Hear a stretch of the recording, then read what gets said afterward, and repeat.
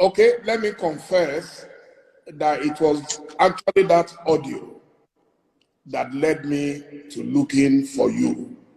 You see, I believe that journalists must help their nation to understand some certain people and personalities like yourself. And I want to say at this stage that I'm sending my special thanks to two people. One of them I can mention publicly, the other would not want me to mention him. And the first is Femi Fanikaude, my very dear friend and brother. I contacted him because I knew there is a special bond between the two of you. And he contacted someone else who contacted you. And I want to say thank you to both of them so they know themselves. What is the relationship between you and Femi that every time I see that you are in the same direction? He is very brave. He is urbane. He is polished and very erudite. He is a scholar and a conscientious one at that. You know, in Nigeria, you have scholars, people who just study for the sake of it, people who just read for the sake of it. He practicalizes what he understands to be humanity. And that is why I love him, I respect him, and I call him a brother. He epitomizes what any intellectual should aspire to be. You intellectualize, that is very true or very good, and then you must have a human side to yourself. He is de-tribalized, as you well know, and I'm sure that in time to come, he will have a very great role to play, if not in Ududuwa, but also in Biafra. If Biafra were to come tomorrow, I will take him. And I'm sure that he will have a lot to contribute in making Biafra a better place for everybody to be in. So I have not only love for him, but also have regard for him. Now, I'm sure you are aware that there are efforts to start a movement that will bring the Yorubas and the Igbos together and closer. Are you willing to play a major role in that union? Yes, we are doing ours on the ground. You saw the protest on the 1st of October right across the world, Yoruba One Voice and IPOB. So we are doing ours.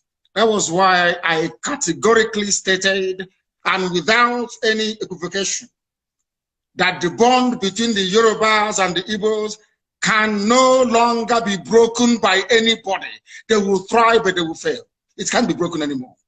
So I am more than willing and able to serve in whatever capacity that's required of me to make sure that these two great nations pilot the affairs of Black people in Africa going forward. Because without them, Africa is doomed, more or less.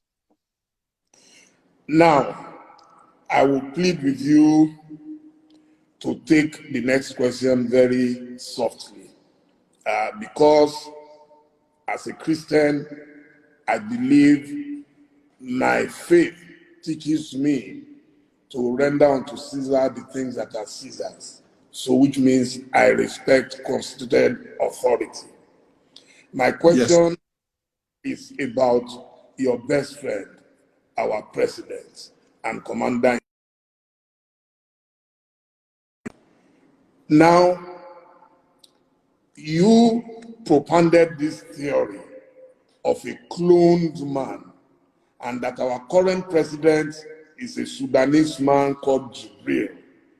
Do you agree that your information might have been wrong, and you're also willing to apologize to him for that error? Anybody can make a mistake. No, not at all. Buhari is dead and buried in a shallow grave in Saudi Arabia. Aisha Buhari was there. She came back from what they called a lesser Hajj. She was wearing black. She was mourning. If you look at the pictures that were circulated at that point in time, you will see the smug, or should I say, the forlorn faces of northern governors. A minute silence was held at the AU for a late Buhari. Even Her Britannic Majesty Queen Elizabeth II also penned a condolence message to the people of Nigeria before the cabal took over and asked her to rescind it, which she did. Buhari is dead, and I'm prepared to stake Biafra on it. If you, Dele Momodu, can go and prove to me, I'm not asking you to do anything too complex. If you can go and ask this man you call Buhari, whoever it is in Aso to come outside, don't do very much, address a panel of Nigerian youths, maybe 20 of them, and speak Buhari's mother tongue, which is Fulfude.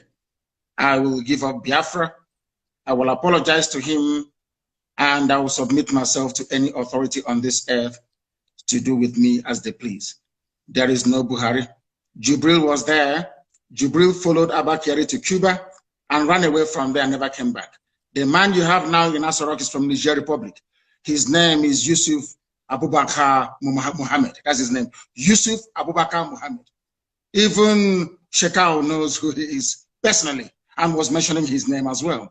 It is not Buhari. The old Buhari that you and I know, the country cannot be burning and he will restrict himself to only 12 minutes of edited broadcast. Impossible. Impossible. Anybody that knows Buhari, even if he's dying, he must speak because he fought in his own understanding to keep Nigeria one. Anything that impacts or threatens the territorial cohesion and integrity of Nigeria, the old Buhari, in fact, he will be in Lagos. The old Buhari will be in Lagos, I'm telling you. But this little, have you not seen him with his fresh hands of a 35-year-old? He cannot wear this. He cannot wear this. Because if he wears this, his ear will bend because it's rubber, silicone. We know about AI technology. It's deep fake. Please Google it. You're a media man, you must know this. I can replicate this very interview with your face showing us having this conversation, but it is not you. You also saw that some, would I say, some eagle-eyed investigators managed to discover that there was actually a microphone, a loudspeaker on the table. It's everything that they claimed that Buhari was saying was coming from a loudspeaker. From a loudspeaker. Very, very sad indeed. These are the things that the world must understand and come to terms with. That the person you are calling Buhari is not Buhari, and I can stake my life on it. If he comes out tomorrow and takes, or should I say, address any press interview live without Garuba Sheikh who bring this, telling people to cut. If he can come out tomorrow, a panel of journalists will, in fact, no, not journalists because some of them are corrupt, youths will address him. There and then you will know that Buhari is no more. There is no Buhari.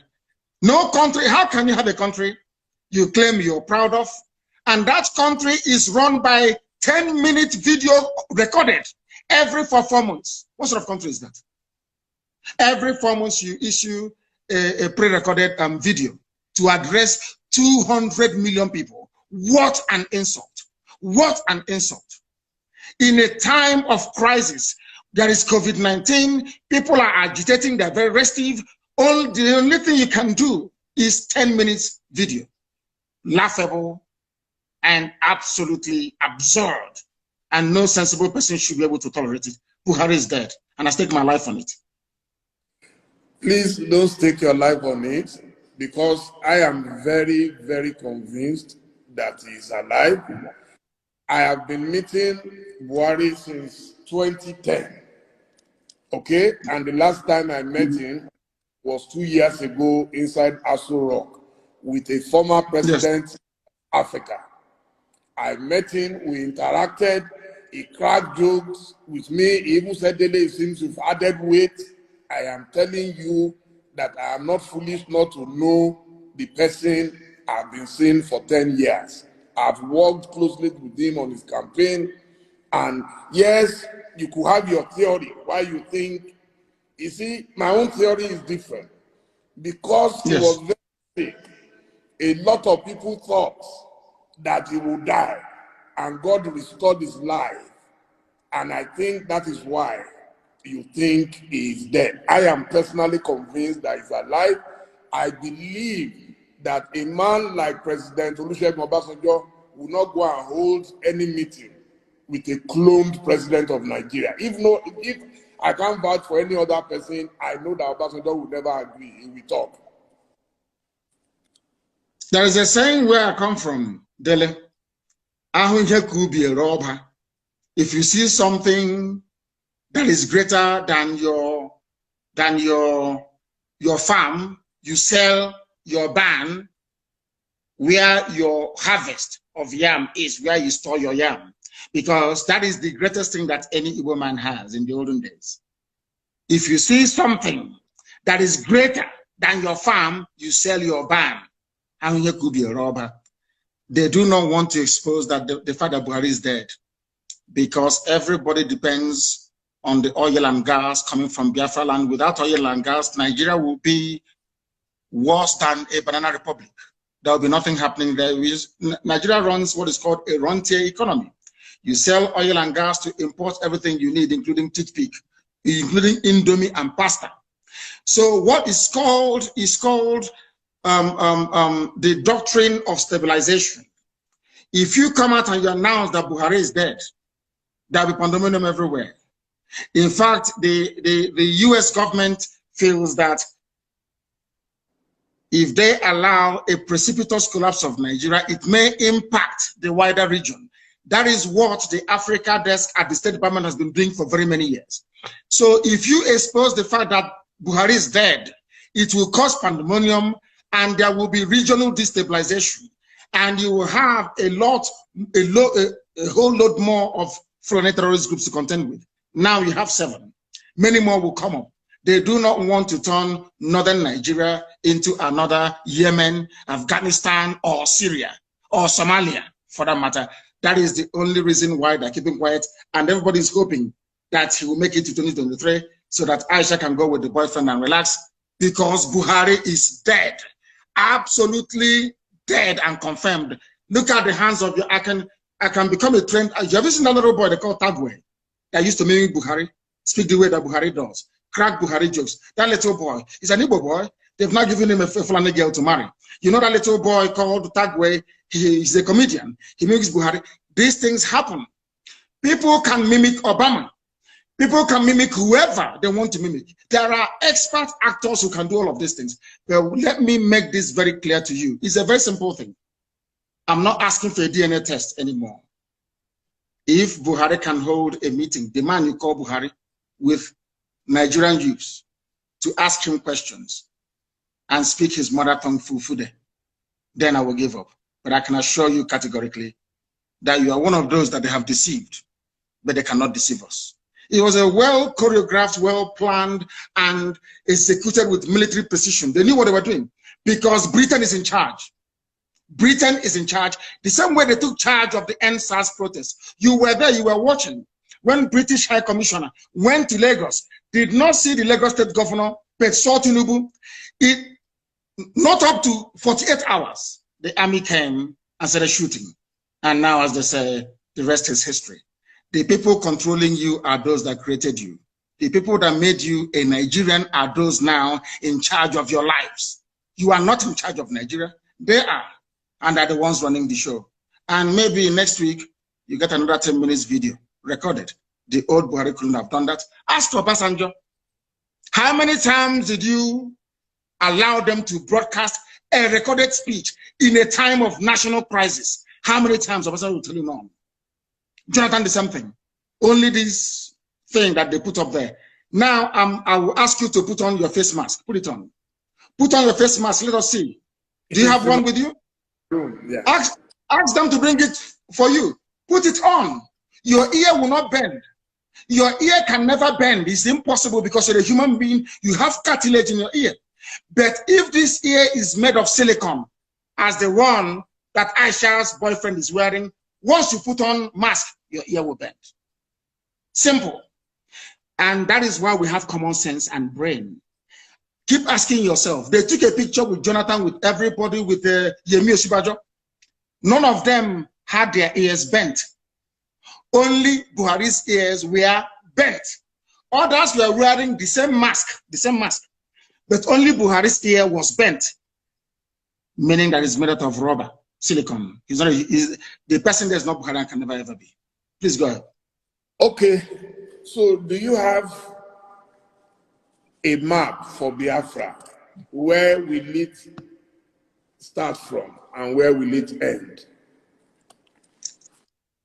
First of all, do you know that if I ask you now, Dele, how many states do you have Igbo people in Nigeria? How many states would you tell me? It's a simple question. You're a journalist. I would say everywhere. No. I mean where they are indigenous to, where they come from. There could be Igbo people in Lagos, they're not from Lagos. They're Igbo people. If I ask you right now, how many states in Nigeria do you think that Igbo people are indigenous to? How many would you say? 5 Southeast states? After all, that is the Igbo territory. Is that what you would say? Yes. I have a surprise for you. It is 13. Igbo people are indigenous to 13 states of Nigeria. 13. As I told you, those who created Nigeria are in charge of Nigeria. And in order to weaken, to diminish, to render irrelevant every aspiration of an Igbo man, Britain decided to advise the Janjaweed Caliphate to keep redrawing the map until we now have only 5 states. Igbo people are in 13 states. And now let me answer your question. The map of Biafra starts from wherever women tie 2-piece wrapper and ends where they stop tying 2-piece wrapper. In other words, Biafra land starts from Kogi in the north, in Igala land, Idoma, Igede, all the way to Ikodomikodo, Idu land, in Udo, and going down to Bakassi, after Cross River State, and to Bonny and to Opobo in the south. All these are Biafran territories because if you go there, all the women there to the 13 states. I want the 13 states, please. You want me to name for you the 13 states that make up? Yes, please. Kogi, are there Igbo people in Kogi? I'm sure the answer is yes. Yes. Indigenous. Are there Igbo people in Edo State? Yes. We agree. In Edo State, there are Igbo people. I'm not talking about Tubiaja, which is Ishan. We'll come to that later. I'm even talking about a place called Igbo Akere. Igbo Akere. Are there Igbo people in Delta State? Yes. Are there Igbo people in Benue? In Benue State, I'm asking you, Izi community is in Benue State. They speak Igbo. The largest market you have in Benue belong to the Igbo communities in Benue State. Are there Igbo people in Cross River? Yes. So Igbo people are in Cross River. Are Igbo people in Akwa Ibom? Yes. Itu is in Akwa Ibom. There are Igbo people there. Are there Igbo people in River State? Are there Igbo people there? Of course there are. 90% of River State is Igbo.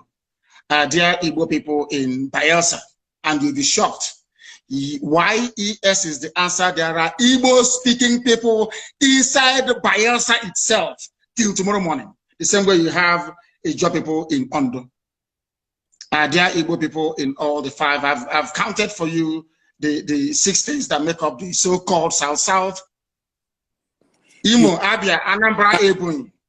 Yeah, you've mentioned 9 now. 9 states. 1, 2, 3. Kogi, Edo, Benue, Cross River, Akwa Ibom, Rivers, Bayelsa, Ondo.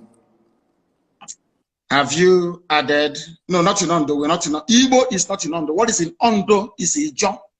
Ijaw is in Ondo, not Igbo.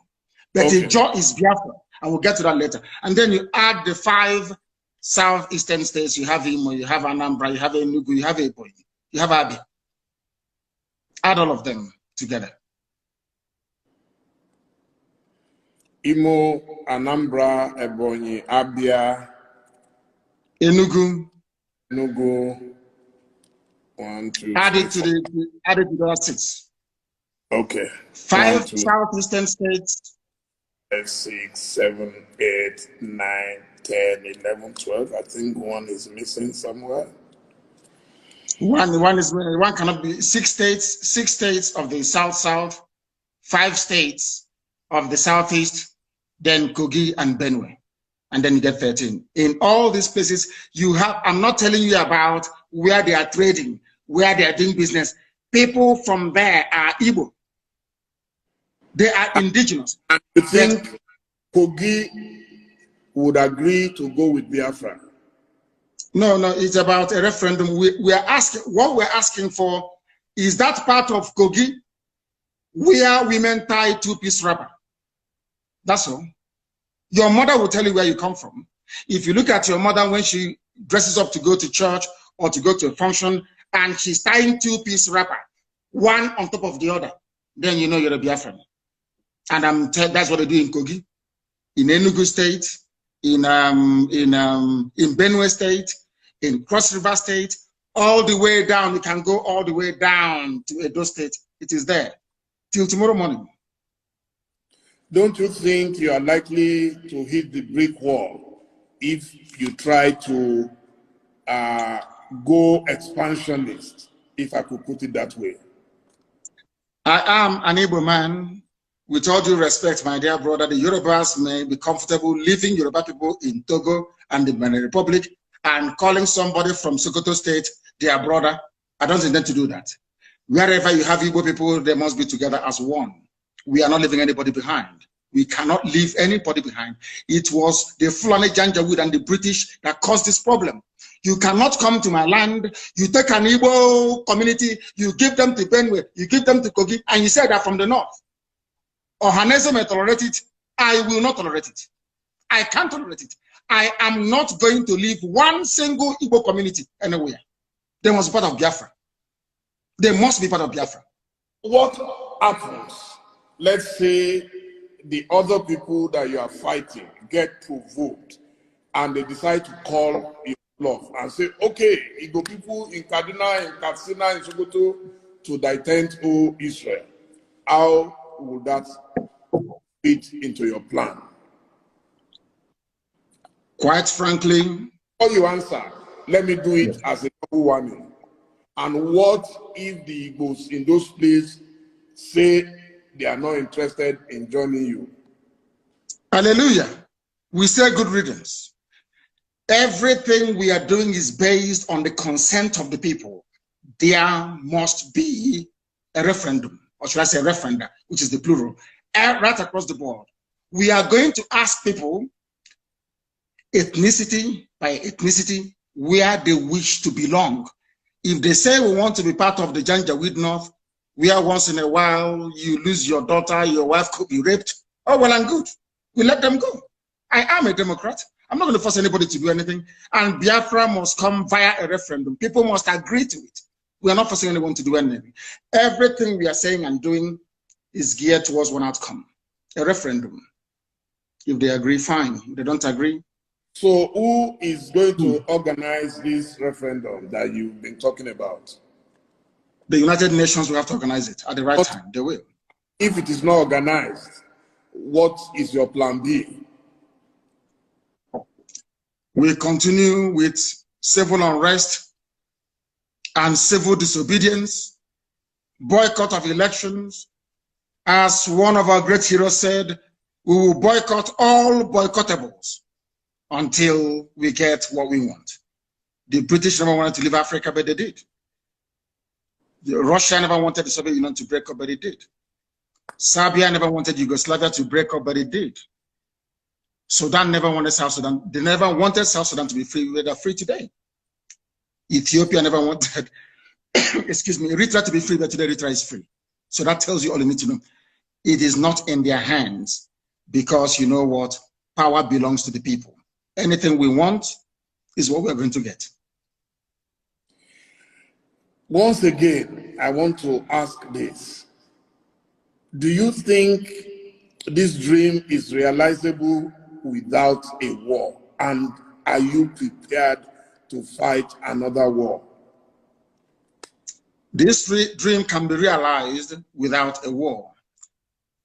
And let me put it this way, as soon as the people, the various ethnic groups in Nigeria realize what Nigeria means to each and every ethnic group, they will subscribe to our position. So it is realizable without a war. Before the white man came, let me ask you this, because it's an interview, which means you can ask me questions and I can ask you. Before the white man came, was there any Nigeria? Before the white man came, did Nigeria exist? It's a simple question that I'm asking you. Did Nigeria exist before? It didn't, no. It didn't exist. Then why are African people, black people dying over something that they did not create? Did any Yoruba man create Nigeria? The answer is no. No Igbo man created Nigeria. No Hausa man did. No Fulani man did. No Kanuri man did. No Jukun man did. When you come to Nigeria, it's always a debate about it is our turn. It is our turn. It is our turn to rule. Now, there are over 250 main ethnic groups in Nigeria.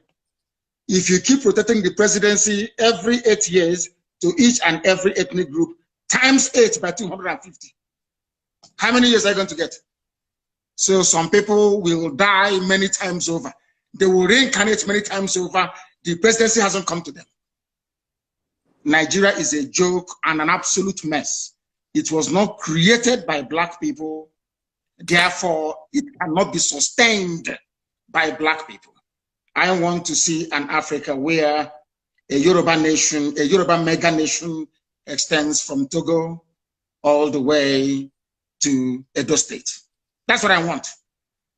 Because that is authentic Africa. I don't know why Africans are so beholden to something that is alien to them. Are you a white man? The Lugard that created Nigeria is a white man. What are you doing as an African defending something that a white man created out of, should I say, a racist intent? Nigeria was an ordinary company, Royal Niger Company, an ordinary business venture that the British converted into a nation. And Africans are killing themselves, trying to maintain something that a white man created. Sometimes I wonder what type of God made African people. I don't understand it.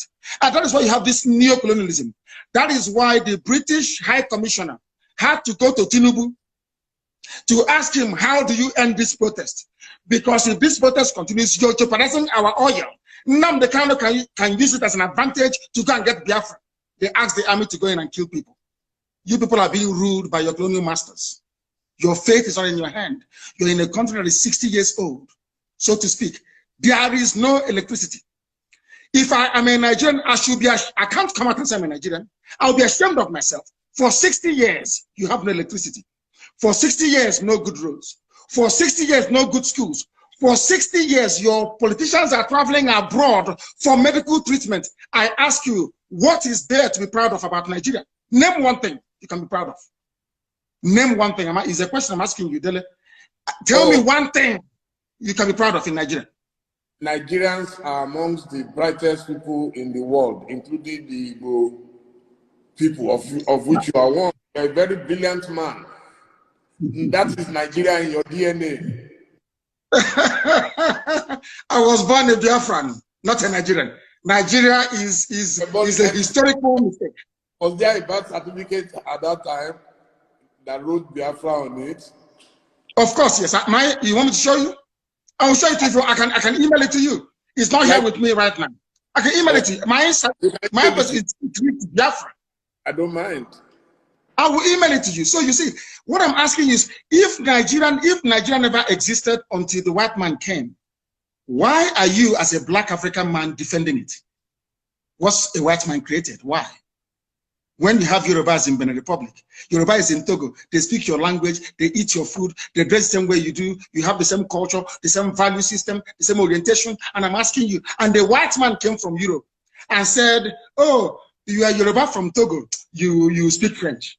You're Yoruba from Benin Republic, you're going to speak French. But you, Dele, you're Yoruba from Nigeria, you speak English. Are people not perturbed by that? That level of dehumanization, that level of subjugation. You see, the one thing that shocks me about Africa and their class of intellectuals is the fact that They are willing to swallow hook, line, and sinker anything the colonial master gives to them. And I've asked you this very question. Can you go to Europe and create a country as a black man? The answer is no. Then why must you accept what a white man is doing in Africa? Do you see why we are poor and very backwards? Do you see why Nigeria can never have 24 hours of electricity? Never, ever, ever, ever. Because the foundation is faulty. The orientation of Fulani Janja, people were protesting SARS killings in the south. Fulani people in the north, you are busy having fun and laughing and smiling. And you want to be in the same country with them. Your value system, your reasoning, your understanding, your orientation can never ever be the same. Never be the same. Why did Britain leave the EU? Then I'm asking you, are they not Christians? Are they not Democrats? Don't they believe in free trade and voting people in and voting them out? But then why did Britain leave the EU? Why? The same Britain that left the EU is asking me not to leave Nigeria. Nigeria that is only 100 years old. Your grandfather was not a Nigerian. Was not. So why must you throw away the history of your family, the rich history of Yoruba people? Because a white man called the place Nigeria. Why must you do that? Why? Can I go to England and name them and name them Albania and say all your history is now gone? We are doing our ancestors a disservice. And let me tell you why Black Africa cannot go forward. Some people, not you, some people accepted this nonsensical balkanization of Africa with their useless flag independence. And your ancestors are in the grave. Your ancestors that existed before the white man was born, they're in the grave. You jettison their history and their identity. You banish it, you denigrate it, you insult them by accepting this garbage called Nigeria, and you want them to be happy with you. That is why no Black African country can see development. No Black, you see South Africa. When whites were running South Africa, everything was good. Now Blacks took over. Look at what is happening. Because even the land of Africa itself is angry with us. We went to school for a reason.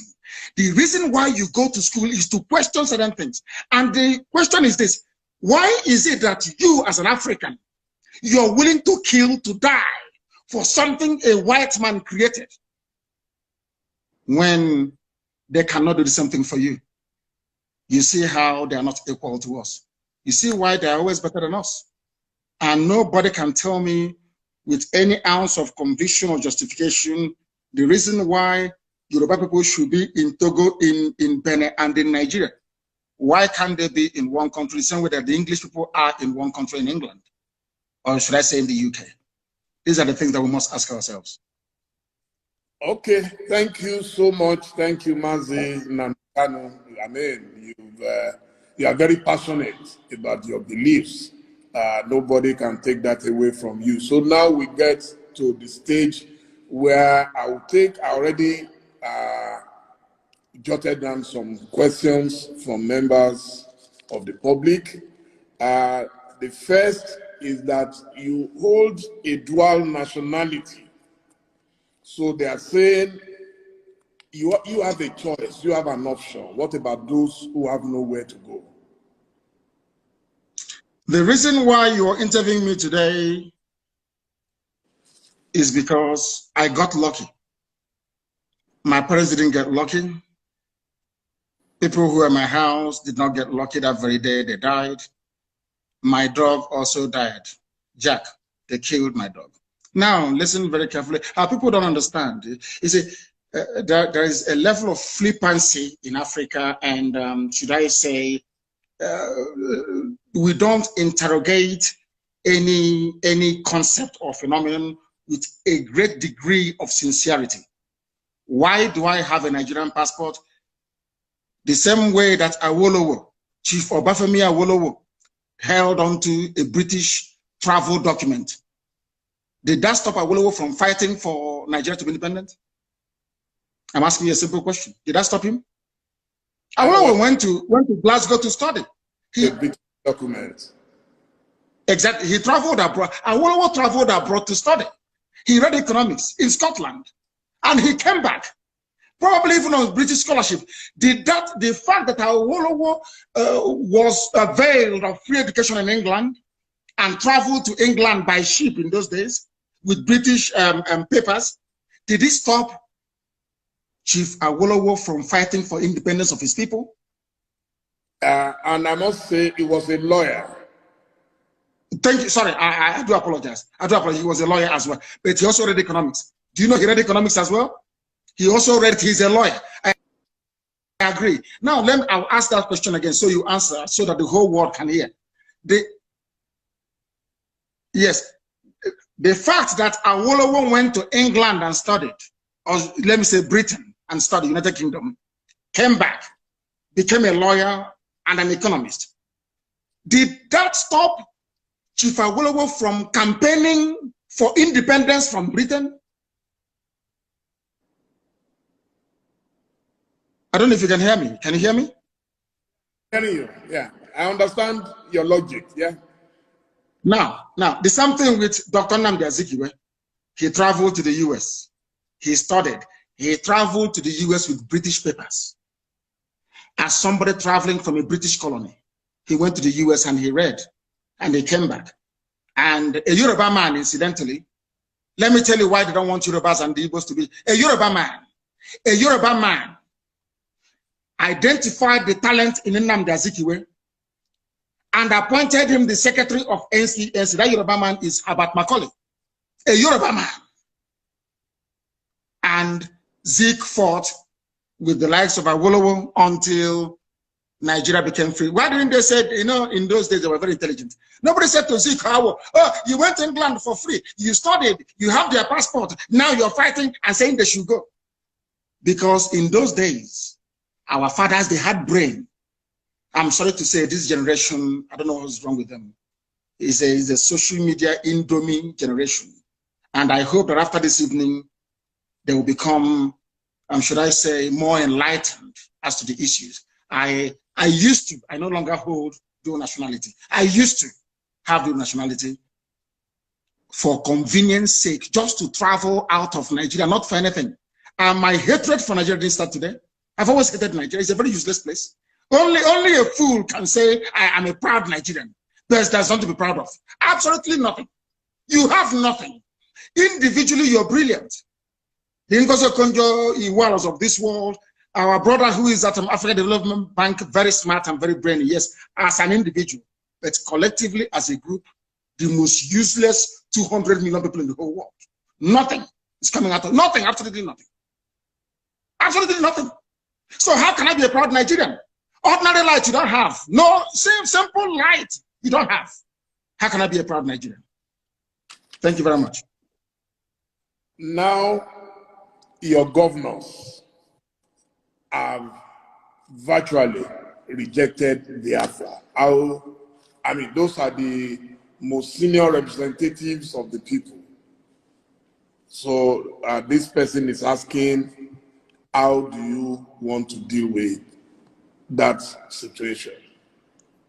How many governors do we have per state? I think it's one, isn't it?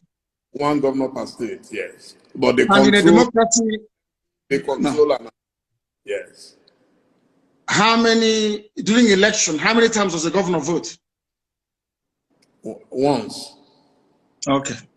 So the people will decide, not a governor. We are not Fulani Janjaweed.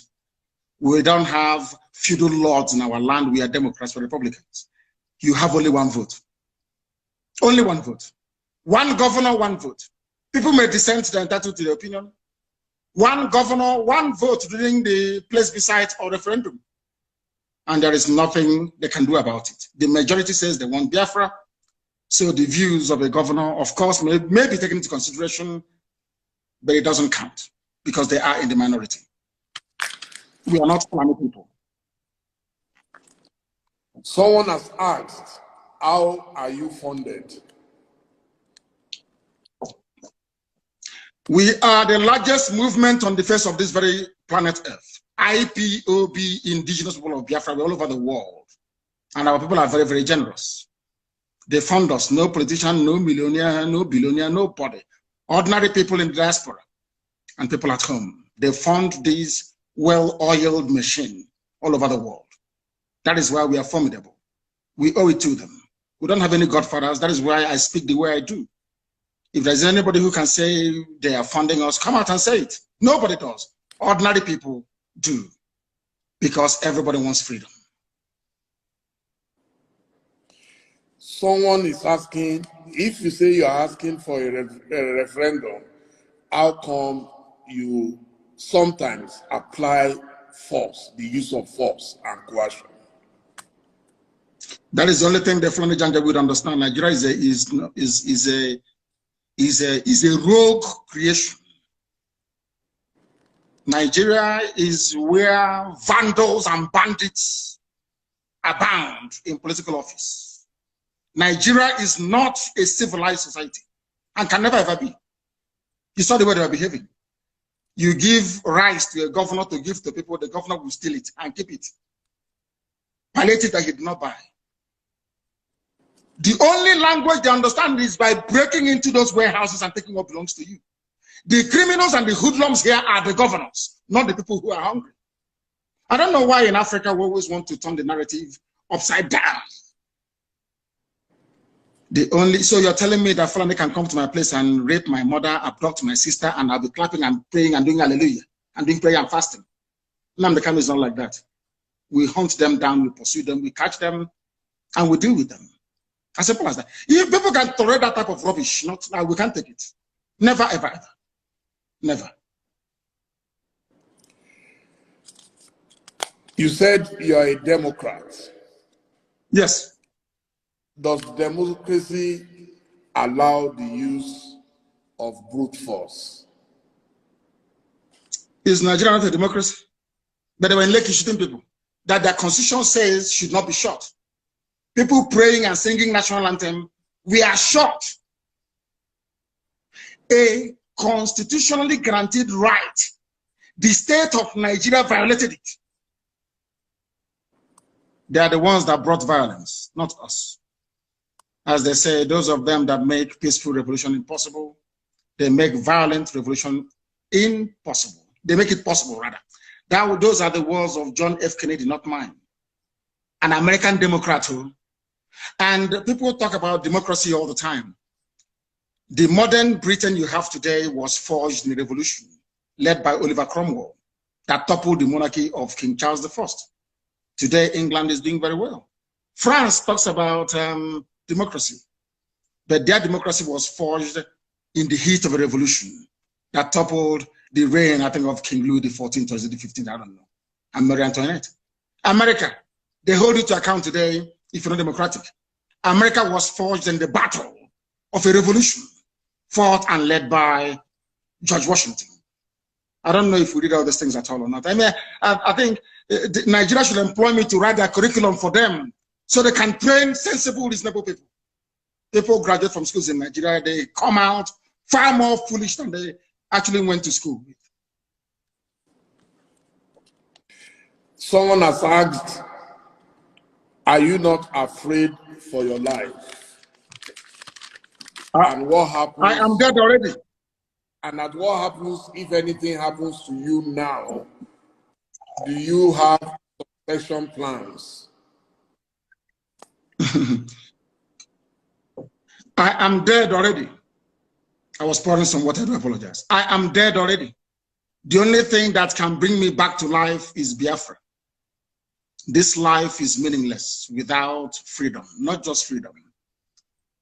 As I said before, I traveled to England to study for a reason and for a purpose.